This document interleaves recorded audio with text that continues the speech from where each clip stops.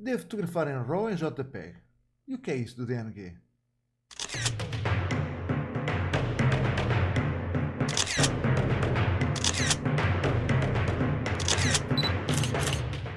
Bom dia, boa tarde ou boa noite, conforme a hora que estejam a assistir a mais um vídeo do nosso canal. O meu nome é Armando Duarte e hoje vamos falar sobre JPEGs e RAWs, quais são as diferenças e um formato também chamado DNG, para que é que serve e porque é que existe.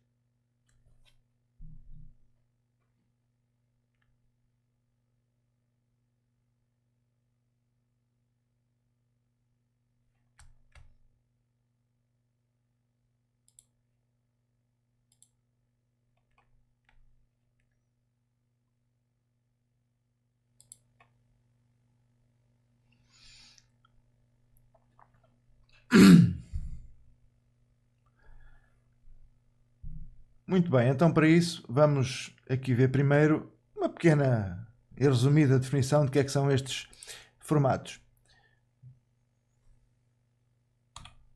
Olha, aqui.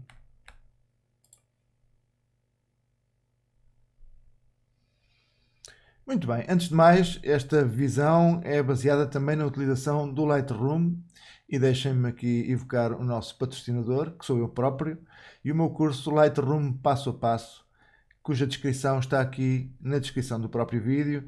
Podem levantar um PDF, podem baixar um PDF para ver a demonstração e depois contactarem-me para saber mais detalhes. Vale a pena se quiserem ser independentes na aprendizagem do Lightroom, desde o zero até um conhecimento bem completo. Baixem aqui este PDF e depois contactem. Muito bem, vamos então àquilo que nos trouxe aqui hoje e ver o que é o JPEG e o RAW de uma forma bastante sucinta. O JPEG é um formato padrão que nos permite ver as imagens em qualquer dispositivo e com qualquer software. Para isso foi criado por um grupo de investigadores esse padrão. É um formato que assume também compressão com perdas de qualidade. Perdas que tentam ser o menos notórias possíveis, mas que apesar de tudo existem. Usa 8 bits para representar cada pixel. Parece um bocadinho detalhado, mas enfim, vamos ver depois a diferença para o RAW. Na câmara podemos escolher, ou no software com que geramos, também o JPEG, podemos escolher o tamanho, isto é, qual a resolução, quantos pixels é que tem por cada uma das dimensões, independentemente do próprio original. Ou da resolução, e agora estou a falar da câmara novamente, da resolução que a nossa câmara tem. Nós podemos gerar JPEGs, podemos, mas não devemos, gerar JPEGs que são mais pequenos que essa resolução. Não aconselho de todo. Hoje os cartões são baratos e, portanto, não aconselho, só se tivermos mesmo problemas de muito espaço. Podemos escolher também a qualidade, ou seja, qual o nível de compressão, e também a própria edição. Isto para quem diz que não gosta de fotos editadas, que é conforme está na câmara, essas pessoas também, obviamente, escolhem um tipo de edição dentro da própria câmara. Se tem mais cor, se tem mais detalhe, enfim, uma série de parâmetros que podem ser escolhidos na própria câmara e que depois o JPEG gerado pela câmara vai ter esses efeitos. Naturalmente, quanto melhor a qualidade e o tamanho da imagem, maior também será o fecheiro gerado. O RAW, maior em bytes, digamos, em ocupação de espaço, em disco. O RAW é um formato integral, guarda toda a informação que foi adquirida pelo sensor, é a propriedade de cada modelo da câmara, nem sequer é de cada câmara, é de cada modelo. Cada modelo tem o seu RAW específico, tem que ser depois interpretado, o software que o vai interpretar tem que estar atualizado em relação ao próprio modelo da câmara. Não é visualizável sem esse software específico, usa muito mais bits para guardar a informação por cada pixel, isto é, permite então uma informação mais detalhada por cada um dos pixels. Quando nós dizemos que a nossa câmera tem 10 megapixels, 16, 24, 50, enfim, tudo isto é multiplicar por esse número de bits. É como se fosse quase um negativo digital. Os negativos também antes quase não se conseguiam observar, ou observavam-se com dificuldade e teriam que ser passados depois para uma outra forma, para papel, para serem vistos. Um exemplo das extensões dos ficheiros são os .nef da Nikon, ORF, ORF da Olympus, CR2 da Canon, ARW da Sony, etc, etc. E também um DNG, vamos falar a seguir, da Adobe. Já vamos ver o que é isso. Extensões iguais não implicam formatos iguais, como já disse também. Isto é, um formato, uma extensão de um determinado modelo de câmara é igual à extensão do modelo anterior, mas o software pode não a saber interpretar se não estiver mais atual que o modelo da câmara. Vantagens do JPEG e desvantagens, e do RAW, exatamente a mesma coisa. O JPEG, como já vimos, é a portabilidade, tem algumas vantagens, tem menor tamanho dos ficheiros, está pronto quando sai da câmara, e aqui estou na perspectiva sempre do fotógrafo e da câmara e também do Lightroom. Este vídeo é nessa perspectiva. É mais rápido a gravar, exatamente por ser mais pequeno. Por outro lado, tem como desvantagens ter uma menor gama dinâmica, como já vimos também o número de bits que é usado para representar cada pixel é menor e, portanto, não consegue representar com tanto detalhe todas as gamas de luz que existem na nossa fotografia. Vamos ver aqui, e esperem até ao fim, vamos ver aqui concretamente exemplos deste problema. Menor gama de cores, nota-se menos, mas também existe. E é menos editável, isto é, se já levou alguma edição, algum processamento na própria câmara, há coisas que não podemos voltar atrás. Por exemplo, eu costumo fazer a comparação com a comida pré-comprada. Se nós compramos já um arroz de pato prontinho a ir para o micro-ondas no supermercado, se tiver um bocadinho de sal a mais, já não podemos tirar esse sal. Ou se tiver um outro tempero que não gostamos, já não podemos tirar esse tempero. Ao contrário do que se tivermos os ingredientes e cozinharmos nós. Estas desvantagens notam-se mais quanto mais for a compressão que nós escolhemos para criar o ficheiro. O meu conselho aqui na câmara é escolhermos sempre a melhor qualidade possível e o maior tamanho possível do JPEG gerado. Okay? No RAWs, vantagens: toda a informação é captada pelo sensor, tem assim uma maior gama dinâmica, tem toda a informação de cor. Como desvantagens, carece de edição. O RAW, mesmo quando chega aos programas que o sabem interpretar, está sempre um bocadinho deslavado, as cores não estão tão vivas quanto aquelas que nós estamos habituados a ver de um JPEG, também não tem assim tanto detalhe e temos que acrescentar algum, enfim, carece de alguma edição, que pode, e portanto de algum trabalho adicional, mas que pode ser facilitado, pode ser automatizado, concretamente no Lightroom e noutros programas também, com a utilização de pré-definições. Podemos criar algumas pré-definições que são imediatamente aplicadas assim que importamos as fotografias para o Lightroom, como já vimos aqui neste vídeo que está aqui em cima sobre as pré-definições. Vão lá espreitar depois de assistirem a este até ao fim, não se esqueçam. E podemos automatizar esse processo e, portanto, não perdemos tempo a mais por essa razão. Por outro lado, essas pré-definições têm uma grande vantagem àquilo que é a aplicação de processamento na própria câmara, que esse processamento não pode voltar atrás. As pré-definições podemos sempre voltar a zero. Se não utilizarmos uma determinada pré-definição, que foi aplicada automaticamente a quando a importação, como eu estava a dizer, podemos sempre voltar atrás exatamente ao ponto zero. Temos sempre o original intacto, se assim quisermos, se não gostarmos dessa pré-definição. O mesmo não se passa, como já disse, quando aplicamos processamento na câmara nos JPEGs.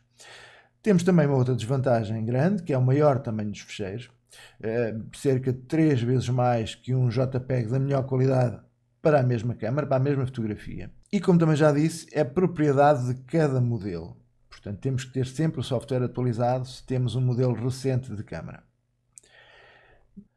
Vamos ver agora na prática algumas diferenças entre imagens JPEG e RAW. Eu tenho aqui 2 ou 3 exemplos, onde na câmara escolhi que a câmara gravasse nos dois formatos, em RAW mais JPEG, e portanto estes são os JPEGs que saíram da câmara, não foram gerados por mim noutro software qualquer, foram os que saíram da câmara em conjunto com os RAWs que saíram da câmara. Como podem ver, aqui esta imagem é um JPEG e esta outra imagem igualzinha é um RAW. Um RAW que eu depois transformei num formato DNG, por isso vale a pena verem o filme até ao fim, porque vamos falar de DNGs a seguir, o que é e quais as vantagens e desvantagens também de converter para esse formato. Bom, vamos então ver o que é que eu posso fazer nestas imagens. Eu não estou a dizer com isto, não quero dizer que, e aguardem também até ao fim, para ver quando é que devemos usar JPEG, quando é que devemos usar RAW e se eu aconselho um em detrimento do outro ou não. Esperem até ao fim. Eu já criei aqui, nestas duas imagens, 2 instantâneos para quem não sabe o que é que são instantâneas, eu hoje estou bonzinho e posso partilhar aqui o vídeo dos instantâneos do meu curso Lightroom passo a passo.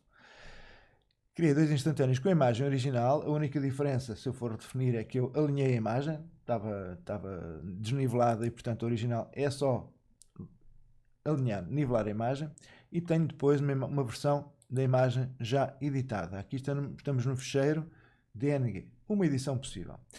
Peço que prestem atenção aqui para o céu. Como viam, o céu estava muito branco, não tinha quase informação, mas eu ao editar a imagem consegui recuperar bastante este céu, como veem aqui, está bem? Ainda apliquei aqui mais uma outra coisa qualquer, que foi uma máscara. Também tenho um vídeo de máscaras, se quiserem que eu partilhe, ponham nos comentários. Bom, apliquei exatamente a mesma receita aqui. Vamos ver o que é que conseguimos recuperar. E agora vamos comparar as duas imagens e vamos ver como é que ficou este céu. Quais são as diferenças? Este é o meu DNG, o meu RAW, digamos assim, e esta é a informação do meu JPEG. Como veem, não há comparação, neste caso não há comparação possível. Isto é uma câmara, e este JPEG é um JPEG da melhor qualidade que esta câmara produziu. É uma câmara compacta que produz RAW, com um sensor um bocadinho melhorado que os habituais, e grava em RAW, naturalmente. Mas como veem aqui, nestes céus, nota-se muita diferença. Vamos ver só mais 1 ou 2 exemplos que são bastante parecidos com estes. Vamos ver aqui, por exemplo, estas duas imagens, em que eu também tenho aqui um JPEG e um DNG. Aqui já foi com outra câmera, e ver quais são as diferenças que eu consegui. Eu posso também, antes de vos mostrar lado a lado, posso também ver aqui o que é que nós conseguimos fazer, de onde é que partimos e o que é que tínhamos aqui. Temos aqui o original, era esta imagem, e eu agora até nem gravei a versão editada, está aqui, e nesta temos também aqui uma versão editada, que eu vou também aqui gravar e criar um instantâneo, para compararmos mais facilmente. Vamos ver a original desta imagem, que é igual à original também desta imagem aqui, portanto são ambas iguais, uma em JPEG, que é esta, e outra em RAW, que é esta aqui, RAW convertido para DNG. E já agora, vamos ver, já agora devo dizer que isto é um RAW convertido para DNG com perdas. Assistam até ao fim, porque temos um DNG com perdas, portanto eu assumi perdas, e mesmo assim vejam as diferenças. Vamos ver novamente aqui lado a lado, vejam as diferenças. Cá temos o JPEG deste lado, vejam o que é que aconteceu a este céu e o que é que aconteceu a este do lado direito, que ainda está aqui a carregar, e já vamos ver. Portanto, eu aqui do lado direito tenho todo este algodão das nuvens presente, aqui do lado esquerdo perdi completamente ao fazer. Claro que eu podia fazer uma edição menos mais suave, digamos assim. Vamos até experimentar fazer isso.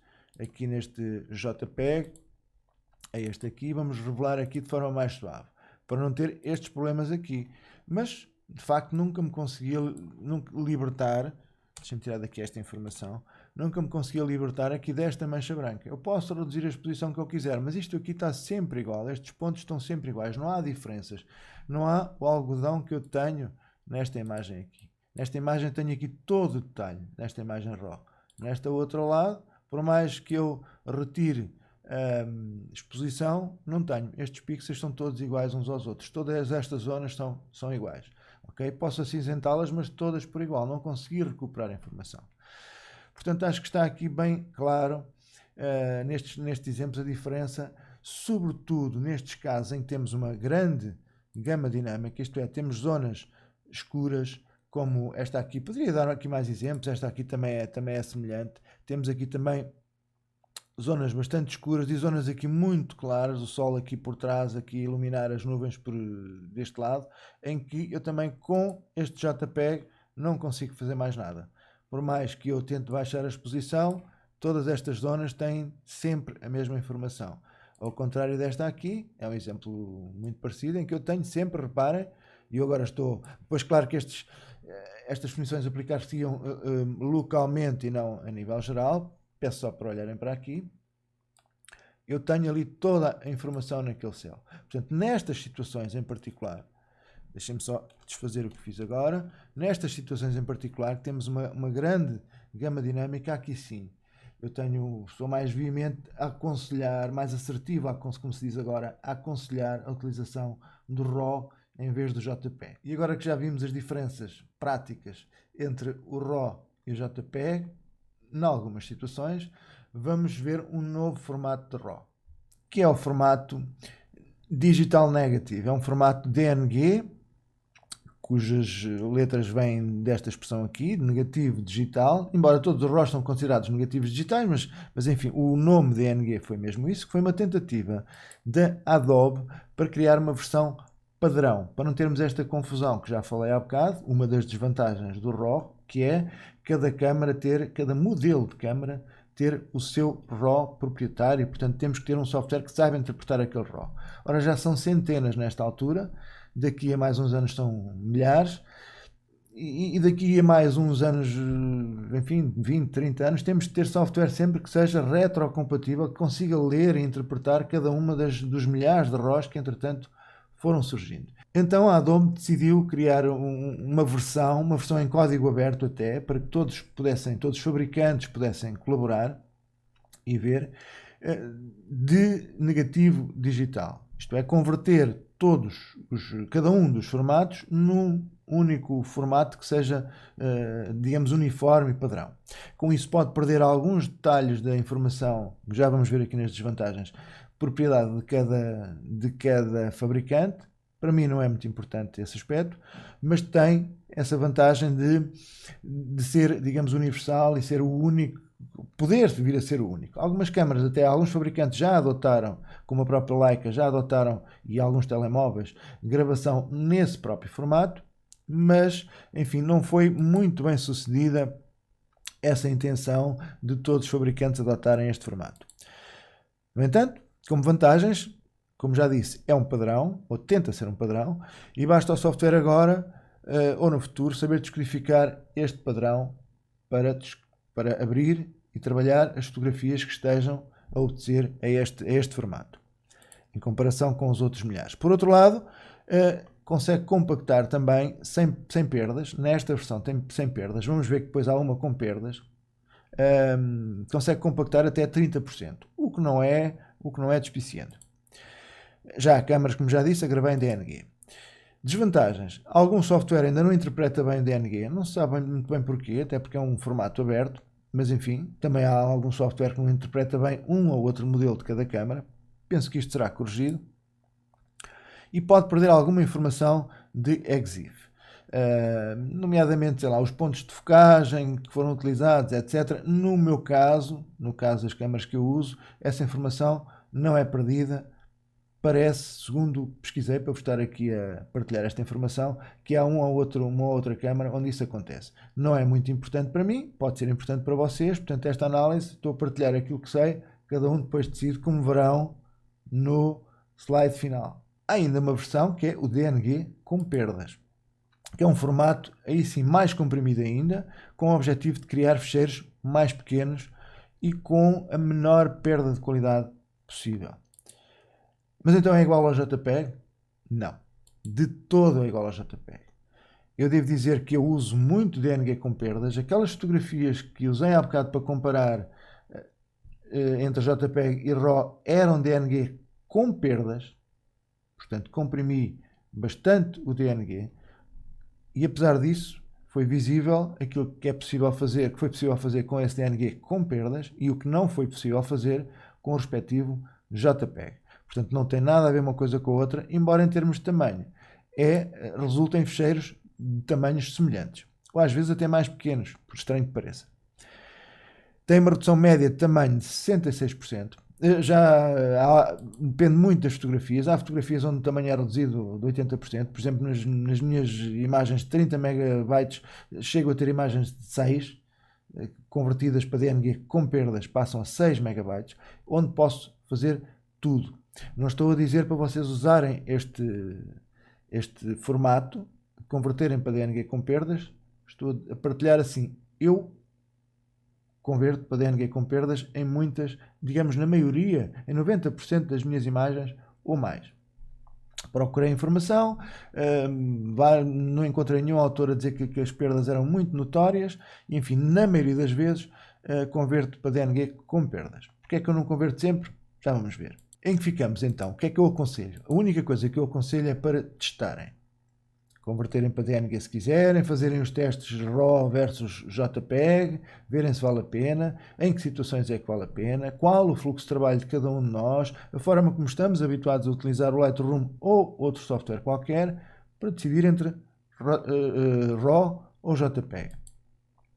O único conselho que eu dei foi naquelas situações de gama dinâmica bastante alta, aí sim, claramente, se puderem, trabalhem em RAW, que têm muito mais poder para depois manipular a fotografia. Como já disse, uso DNG com perdas na maioria das situações. Agora, pode depender também do RAW original, ou seja, de cada câmara. Eventualmente, o DNG com perdas pode resultar em que essa perda de qualidade seja visível. Eu nunca vi, confesso, nunca vi. Testei também não exaustivamente, mas nunca vi. E daquilo que li, também me deu força para trabalhar assim. Depende também do espaço disponível, e se o espaço é importante ao decidirem RAW ou JPEG, aí eu aconselho, se usarem o Lightroom, por exemplo, se fizerem o meu curso, vão ver que é fácil, que é simples, que não têm mais trabalho adicional. Se a questão é o espaço, e o espaço é importante, não se esqueçam também que o espaço é sempre a triplicar, como podem ver também aqui neste vídeo sobre cópias de segurança. São os nossos originais, nossas fotografias originais, e são 2 discos para fazer cópias de segurança, tal como eu aconselho no tal vídeo. E como dizia, se a questão é espaço, DNG com perdas, ou lossy, na expressão em inglês, é muito melhor, incomparável, do que JPEG, como já vimos. Depende também da importância das fotografias. Nos meus trabalhos profissionais, enfim, eu não arrisco, por precaução, não arrisco, em muitas das vezes, e converto para DNG sem perdas. Depende também da rapidez da entrega que eu preciso para entregar. Também nesses trabalhos, às vezes, se eu precisar de imediatamente de alguns JPEGs, até antes de vir a casa ou ao meu computador, enfim, mas aí prefiro fazer RAW mais JPEG, e levo mais 1 ou 2 cartões, e depois entrego os JPEGs que entender entregar, e descarto em minha casa, no meu arquivo, descarto os JPEGs e trato os RAWs como trato os outros habitualmente. A única situação, eu não uso muito, mas em que enfim, é muito útil para quem usa, em que o JPEG pode ter algumas vantagens, independentemente depois do fluxo de trabalho de cada um, como eu já tinha dito, não é? E em fotografias enfim, que não têm aqueles problemas que vimos há pouco, se calhar o JPEG serve, agora depende do vosso fluxo de trabalho. Há uma situação, que é quando precisamos de fazer fotografias em modo contínuo, nomeadamente desporto, etc., em que queremos disparar muitas fotografias ao mesmo tempo e em sequência, aí sim o JPEG tem vantagem exatamente por ser mais pequeno e, portanto, demora menos tempo a ser gravado no cartão e, por outro lado, ocupa menos espaço no buffer, no espaço intermediário que a nossa câmera tem entre a aquisição da imagem e aquilo que consegue gravar também no cartão, e permite, por isso, também gravar mais fotografias e mais fotografias por segundo, numa cadência superior. Aí sim, o JPEG tem estas vantagens. Vamos agora ver como é que geramos os ficheiros, ou como é que convertemos os ficheiros para DNG no Lightroom. Então, aqui no nosso Lightroom, para fazermos a conversão de uma imagem para RAW para DNG, vamos ao menu Biblioteca. No módulo Biblioteca também, menu Biblioteca, converter foto para DNG. E aqui temos estas opções. Apenas converter os arquivos RAW, eu normalmente utilizo esta, portanto não converto JPEGs nem outros formatos. Excluir os originais após a conversão bem sucedida, sim, o Lightroom converte para DNG, valida aquele DNG e vai excluir imediatamente o RAW, se eu escolher esta opção, eu escolho. Há quem, aconselho, em alguns trabalhos, a guardar os RAWs originais, à parte, mesmo que seja à parte do catálogo, fica ao vosso critério. Se forem trabalhos muito importantes, com certeza façam isso, fica ao vosso critério. Eu não faço. Não estou a dizer não façam. Eu não faço. Apenas isso. Temos aqui esta opção de por incorporar dados de carregamento rápidos. Isto aqui é alguma informação que permite depois o Lightroom trabalhar mais depressa quando abrimos aquela imagem, acrescenta um bocadinho de espaço, eu às vezes uso, outras vezes não, enfim, não tenho aqui muito critério, não tem qualquer influência na qualidade do ficheiro, nem nas possibilidades que podemos depois trabalhar o ficheiro. Aqui também a visualização de JPEG também é pouco importante para aquilo que podemos vir a trabalhar, e utilizo, na maioria das vezes, compactação com perdas, como já vimos, como é o caso desta própria imagem que já está aqui e que já vimos a comparação com o JPEG. A única coisa que não utilizo de todo e que nunca vi ninguém a aconselhar é incorporar o arquivo RAW original. Isto é, o DNG pode ficar com o RAW original e depois então com mais o novo formato. Aí resultaria num ficheiro, neste caso 30 MB, que passaria a ter 40 MB ou 50. Depende se era com perdas ou sem perdas. Na média, quando eu converto para DNG sem perdas um RAW da minha câmara, os 30 MB originais passam para cerca de 20, em média, varia muito. Se for com perdas, passam para cerca de 10, ou bastante menos até. Vamos ver, por exemplo, o tamanho deste. Por curiosidade, vou aqui mostrar no Explorer, e cá está ele. Este ficheiro tem, por exemplo, 4,5 MB.